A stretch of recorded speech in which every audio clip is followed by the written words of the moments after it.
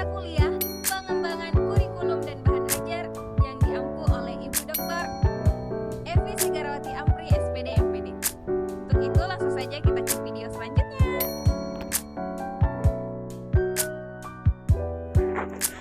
Oke, langsung saja materi pertama yaitu landasan pengembangan kurikulum. Para ahli pendidikan dan kurikulum menyadari bahwa kebudayaan adalah salah satu landasan pengembangan kurikulum. Di samping landasan lain seperti perkembangan masyarakat, ilmu pengetahuan, teknologi, politik, dan ekonomi. Ki Hajar Dewantara menyatakan bahwa kebudayaan merupakan faktor penting sebagai akar pendidikan suatu bangsa.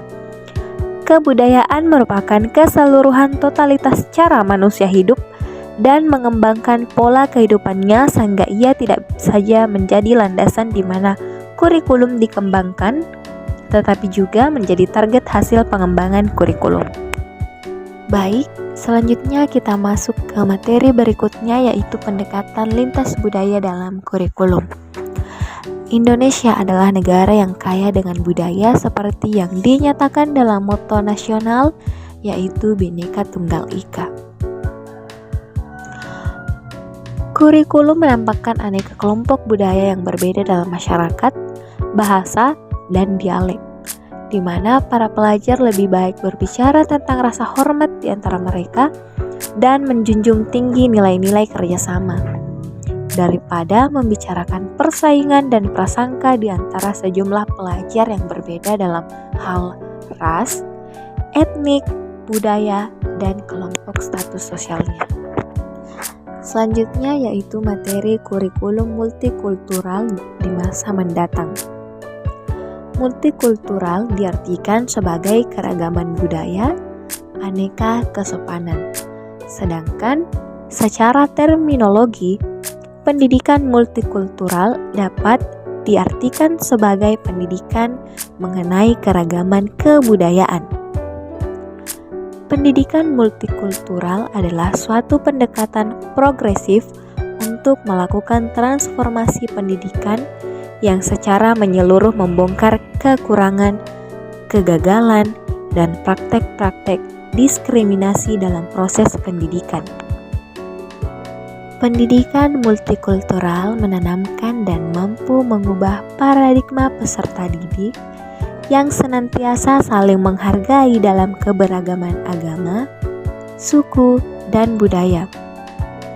Dengan demikian bahwa pendidikan multikultural sebagai sebuah proses pendidikan yang mampu memberikan peluang secara plural kepada seluruh peserta didik tanpa membedakan perlakuan walaupun perbedaan suku, bahasa, budaya, dan agama yang memberikan nilai tersendiri terhadap keberagaman dan upaya dalam memperkuat persatuan dan kesatuan citra bangsa dalam pandangan dunia. Materi selanjutnya yaitu pengembangan kurikulum sebagai ide, dokumen, dan proses. Pengembangan kurikulum sebagai ide adalah langkah awal dan langkah yang sangat menentukan karakteristik kurikulum di masa mendatang.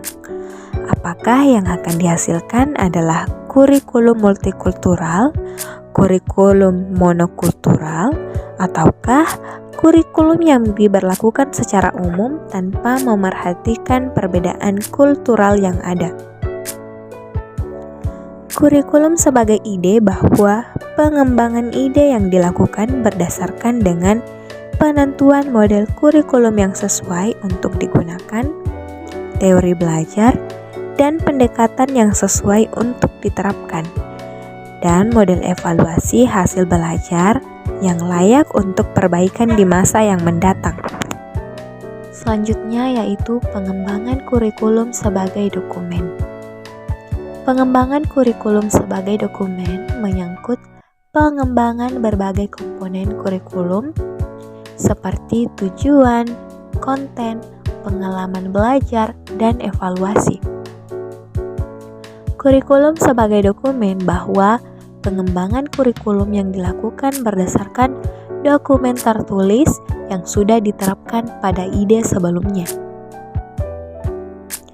Pada kurikulum sebagai dokumen, mengedepankan bahwa kurikulum yang sesuai untuk dibuat dengan bentuk dan format yang akan ditumbuh kembangkan.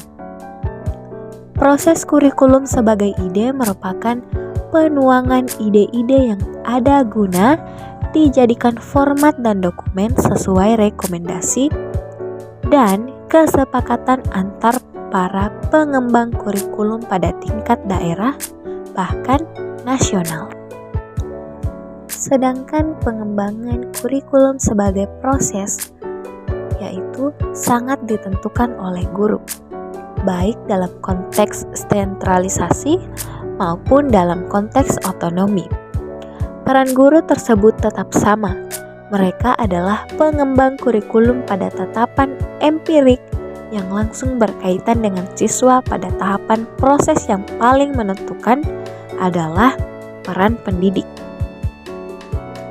Pendidik merupakan kurikulum berjalan dan pengembang kurikulum yang secara langsung berkaitan dengan peserta didik.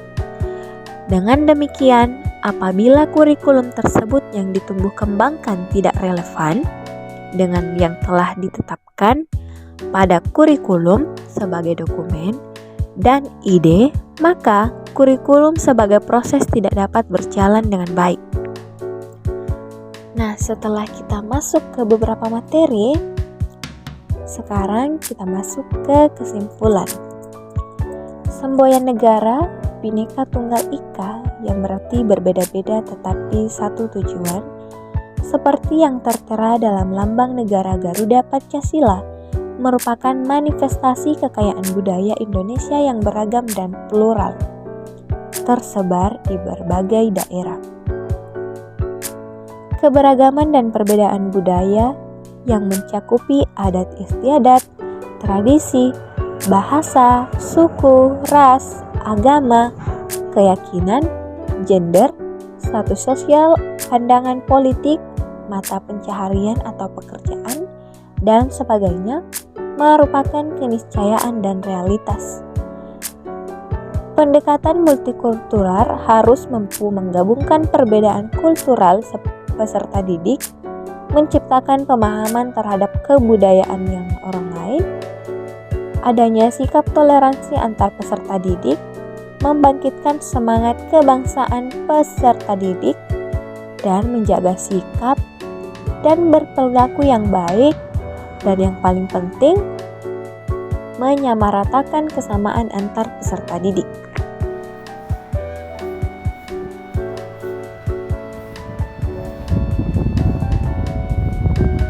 Demikianlah video presentasi yang dapat saya sampaikan. Semoga hal ini dapat bermanfaat bagi banyak orang.